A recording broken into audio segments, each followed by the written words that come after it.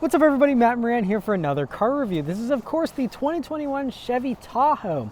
Huge thanks to Chevrolet for providing me here with the all-new Tahoe to review for you guys today. So about the 2021 Tahoe here. So completely new. I mean, there's a lot of big changes. The biggest change that made headlines was that it now has an independent rear suspension, which improves the third row legroom and improves the cargo space greatly, as well as improving the ride, which I'll talk about more whenever we hit the road.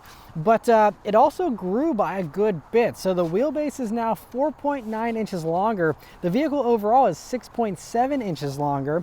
And so it actually closes the gap with the Suburban by a good bit, because the Suburban for this generation has grown as well, but not nearly as much as the Tahoe here. So the Tahoe is now, a very functional three-row SUV. And, so it's very impressive just how much they did grow the Tahoe here. But as far as the looks go, that is one thing, some people have a little bit of an iffy feeling about this front end, but I personally think it looks really good, especially in person. I have warmed over to the looks, especially here with the chrome grille and everything, especially in this color. It's a little more subdued than some of the more in-your-face bold versions, like, there's the Z71 version, which is more off-road ready and a lot bolder with its styling. This is milder and I think looks really good. Those slim LED headlamps, and I love how it flows into that LED daytime running light that then flows into that air curtain you have there that's actually functional and helps with airflow here to make this more aerodynamic. And I think it's a good look up front here, a nice large grille, and of course there's various grille designs depending on what trim you're in. This is a Premier trim, by the way, so that's the version we're reviewing here. And so that also gives you these 20-inch wheels that are chrome and look pretty nice. You can go as far up as 22-inch wheels on the high country and stuff if you'd like. And then I also really like another little detail here on the sides, how you can see the C-pillar on these vehicles has this like cutoff where it doesn't actually look like it meets the roof, and it's a really cool little look just to make this a little more visually appealing than just the bland boxy styling you had on Tahoes in the past. And so I think that is a nice little detail there. I also like the bright work in chrome you have to also jazz it up here on this Premier trim. Going out to the back there, I think it's also very attractive. You have more details and more interesting aspects to it than you had in the past. So I really like, the badging looks nice. I like the little chrome piece there in the middle. The taillights also look, a little more interesting now. They have a very three-dimensional look to them and a little more detailed than they have looked in the past. And also, like, you have the quad exhaust tips here on this one as well, which is a nice touch. Those are polished tips and look good too. And so I think overall they've really made this vehicle look a little more upmarket, a little more interesting visually than it has been in the past. And overall, I think they actually ended up with a really nice looking vehicle here. All right, so start up and go for a drive. The new Chevy Tahoe has the new Chevy key too, which is pretty cool. So this is this new shape that they have. The Corvette has the same key basically, aside from having a different badge on it. And even Cadillac uses this new key. Just has a few buttons here on it. Not too thick. I'd say it's average, but I just like that it's a little bit smaller, how they kind of tapered it down there, and just a few buttons on it. And overall, a pretty nice key. I'm glad they updated their keys. But of course, it's keyless access, keyless entry, and push button start here. So you just leave the key in your pocket, hit the engine start button, and it starts right up. Also, if you're curious to hear about the interior in the 2021 Tahoe, my wife and I actually just did a full in-depth interior review on this vehicle, so I will link that above. You can go watch that if you want to hear all the details on how this vehicle is as far as, the interior materials and everything. But it's like a totally new interior, and it's totally different from something like a Silverado now, so it's very nice, especially this one, this maple sugar color that they call for the leather. It really is a nice looking interior, and this Premier trim especially has some nice extra features to make it feel a little bit more expensive, but overall it's a really nice place to be. Alright, so setting off here in the 2021 Tahoe. So the first thing you notice, well, obviously you have a very high sitting position here, like any other body on frame SUV like this, and so you have a very commanding view of the road. Visibility is excellent. The windows here on the sides come down nice and low. You do have a few blockages here at your A-pillar. It's a thick A-pillar, and then you have this other little block off panel. It's not great, but you're you're sitting up high enough that I haven't found it to be an issue in my week of driving. I mean, a nice large windshield. View out of the back is also really good because this one has the camera rear view mirror, which is something that GM's been introducing over the past couple of years here.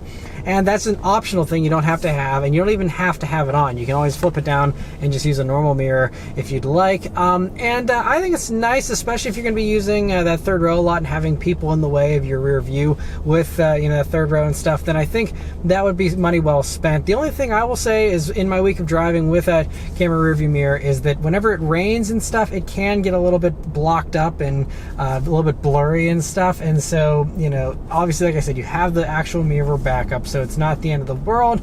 But it's just, something. It does have a little washer on it too that I think activates whenever you do your rear washer for the rear wiper, but it's still just, it's prone to getting a little bit dirty and things like that. So it's not perfect, but I think that it's a really cool innovation and something worth getting again if you're going to use that third row.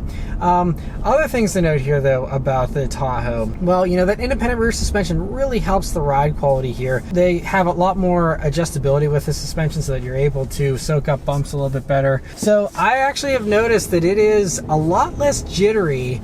That's the thing, a lot of the body-on-frame SUVs, they're very truck-like in their ride, and some have improved here over the past few years, but this is really, really impressive. So in addition to having the independent rear suspension, it also does have magnetic ride control, which is something you get here in these higher trims. And so that really helps to absorb some of the minor imperfections in the road and stuff a little bit better as well. Now with the high country trim, you can even get an air suspension, and that can raise or lower itself by like up to 4 inches and also give you probably a smoother ride. So that's going to be the one to get if you really want the smoothest ride possible. But with that, you get 22-inch wheels. Here they're only 20s. So I think the sidewalls kind of absorb some of those impacts a little bit better in this version as well. And so, pros and cons to all of them, but overall, it's a really smooth ride here, especially at low speeds. Throttle response also is very natural feeling and very organic. It doesn't feel weird in any way. It feels just like you would expect it to.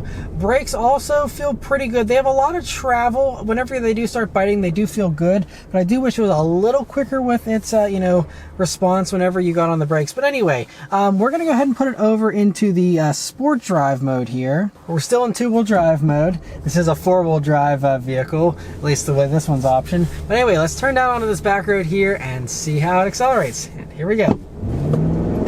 Okay, pretty responsive. All right. It hauls. It gets up and moves. It's impressive. And this one doesn't even have the upgraded V8. This one just has the standard 5.3 liter naturally aspirated V8 engine. It does 355 horsepower and 383 pound-feet of torque. 0 to 60 is going to be around 7 seconds. Again, if you want the extra power, you can get that 6.2 liter, and then that will give you 420 horsepower. So that's definitely the way to go if you want a lot of power.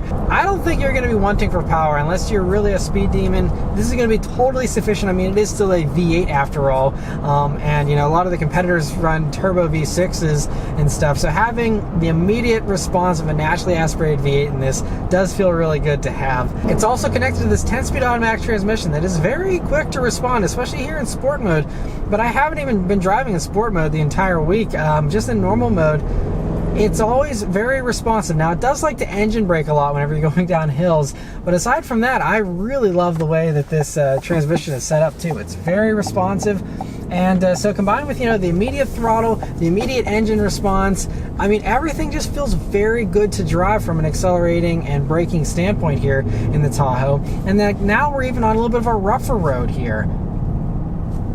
And it is super quiet in here. I mean, it is luxury car levels of quiet. I mean, this is approaching luxury car pricing. This one, as tested, is over $71,000. But, I mean, on this road, I usually have way more road noise.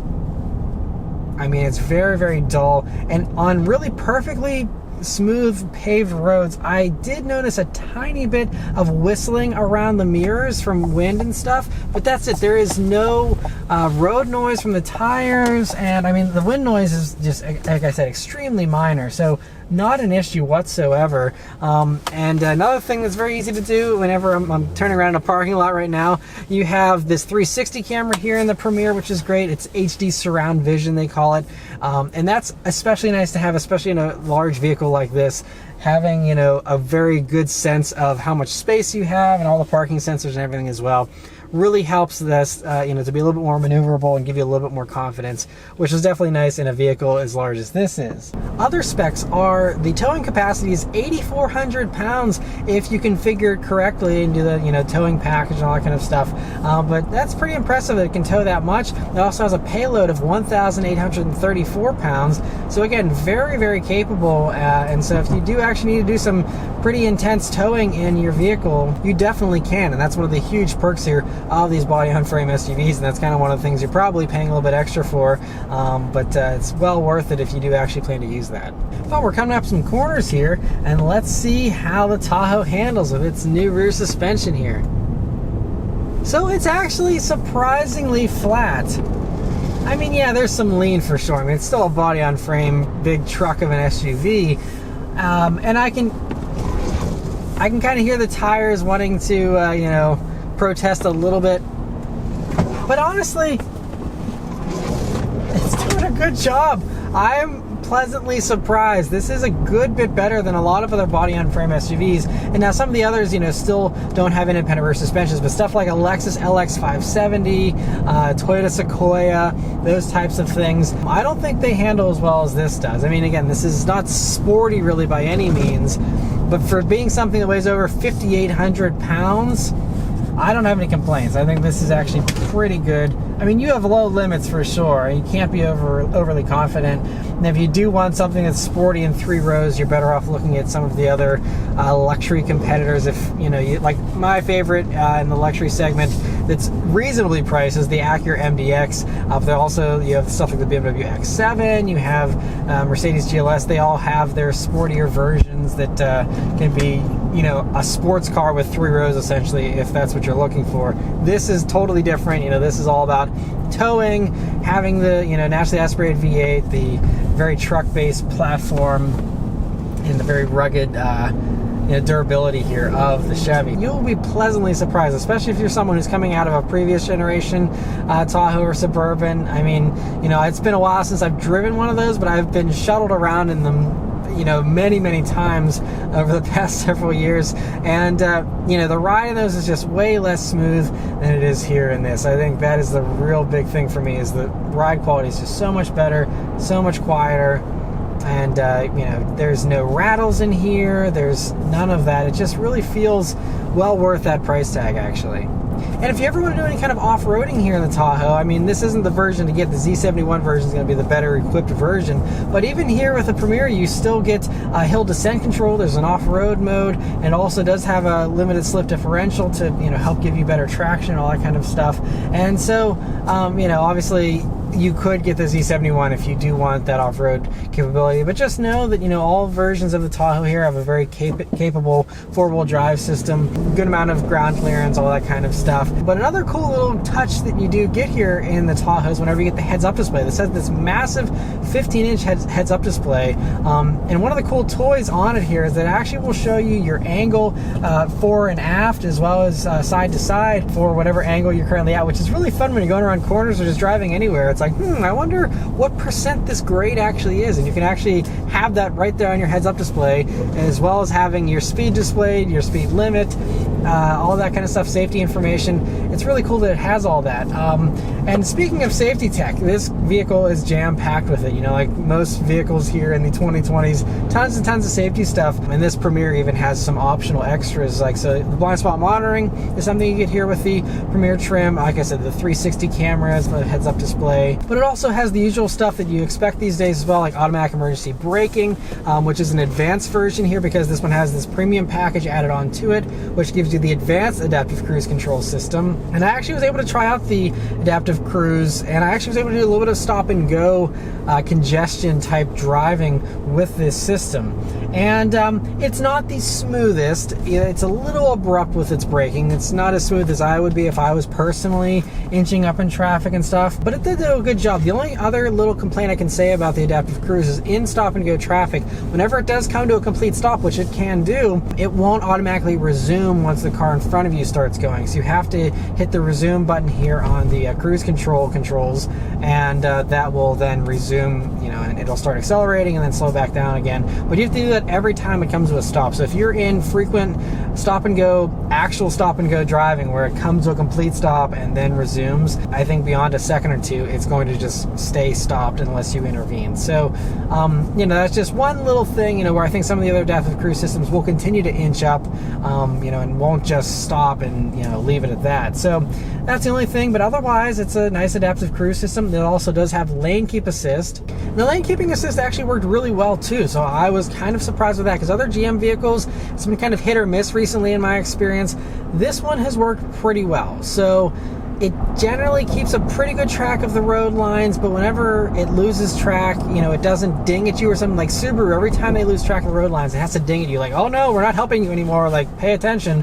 This isn't quite that, you know, intense with the way that it helps you. And even whenever it is picking up the road lines, it's a more mild nudge. You know, like Subaru and several other systems these days do really give you a lot of alerts, and this one doesn't give me any alerts whatsoever. And so, you know, really just every once in a while we'll nudge the steering wheel if you're really going off the rails. But this was one of the few systems where I actually kept the lane keep assist on the entire time I was driving this vehicle, and it didn't annoy me to the point where I was like, all right, I'm turning it off, which is rare. A lot of these other systems, I'm like, all right, yep, this is no good, I'm turning it off. And this one, I was actually able to leave it on and continue testing it.